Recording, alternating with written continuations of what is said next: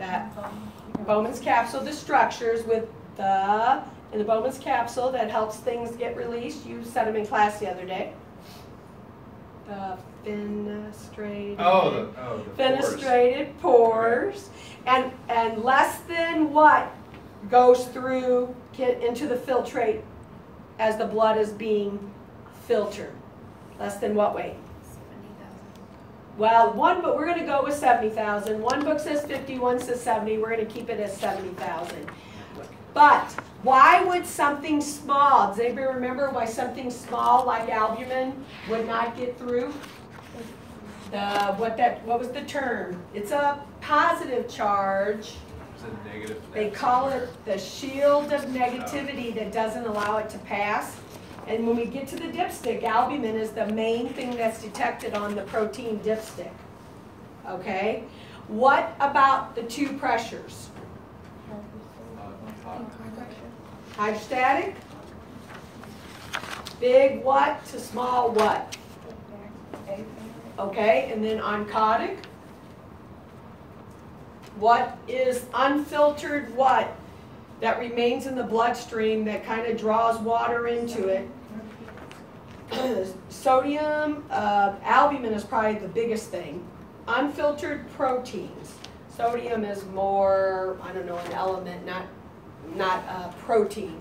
But that remain in it draw in water, which helps. Your goal is to maintain a good enough pressure that the same amount of blood is filtered regularly.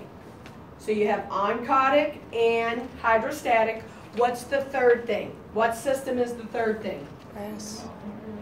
RAAS, so renin, aldosterone system. Well, sodium is what it's retaining. So tell me what senses there you have low blood pressure, low sodium level? The macula densa and the juxtaglomerular apparatus. And then what does it release? What hormone? Renin. And then angiotensin goes where? Because to become angiotensin 1, to become angiotensin 2, then releases what hormone? To absorb the sodium. ADH. Aldosterone. And then what's the other A to reabsorb more water? ADH. ADH. So the RAAS system. So you have the structures of the glomerulus and the Bowman's capsule as one. 2, hydrostatic and oncotic pressures. 3, the RAAS system to help you retain more sodium and thus retain more water. That all helps filtration. So then tell me, let's do our little chart. Tell me what is passively reabsorbed everywhere but the ascending loop. Water. Okay? And then tell me what is passively reabsorbed. What other two substances? Urea. Do you remember where? 2 places. And the ascending. Okay, proximal and ascending. What's the last one? Sodium and ascending. Okay, so that's the passive. Okay, so active, think about active. In the proximal, you have the glucose, amino acids, and salt, primarily sodium chloride. And then what are the other 2 active? Sodium and chloride. Where's chloride? Chloride is in the ascending. Ascending, and then where's sodium? Distal. In the distal. So this little chart, you want to know that's in your PowerPoint too, because you're going to fill out a chart on those. Okay? And then tell me about what you're going to do in your bloodstream to maintain toward the alkaline side of 7. What's being reabsorbed in the bloodstream? Bicarbonate. Okay? What 2 substances are taking the excess hydrogens out and putting them into the urine? Why you have an acidic urine? Ammonium and phosphate ions. Okay, so NH4 plus and the H3PO4 negative. So that is secretion. Okay? And then what else was on that study guide? But that is the big one, filling out what helps filtration, what chart you'll fill out on that passive and active reabsorption, and what are the 3 processes involving bicarbonate, ammonium ion, and phosphate ion.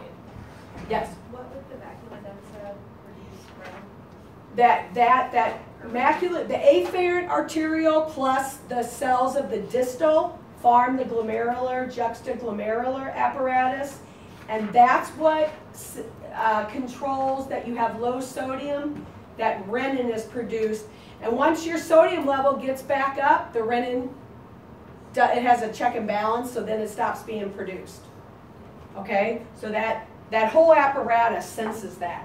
Okay, so let's end there, and tomorrow what we're going to do, the first practical starts at 8, the second group starts at 9:15. That's going to be our lab for today, for the day. Then before lunch we're going to do physical, then after lunch we're going to do chemical. Because chemical, you need to understand chemical in more detail than the little bit we tested you on, you know, knowing what goes with what generally. When we get to the chemical, you're going to have to know what is pathological with each chemical.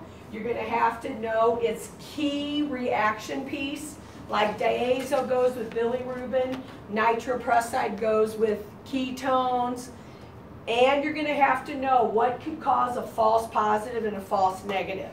So you're going to have to know a lot more about the chemical for that test. So I want to break before we do, I don't want to just say physical and then do chemical. You want to pay attention to half the chemical. So that'll be our plan. We'll do both practicals, do physical, break for lunch, and then we'll do chemical, and that'll be our day tomorrow. I won't start the cold agglutinin. Can't remember, I got the week 3 schedule. I think I sent it to you already, didn't I? Yeah. Week 3 and 4, I think I emailed it to you, all of you and Barb. And week 4 is when I have to be gone from Wednesday on. That's why I'm doing 12 hours the first 2 days.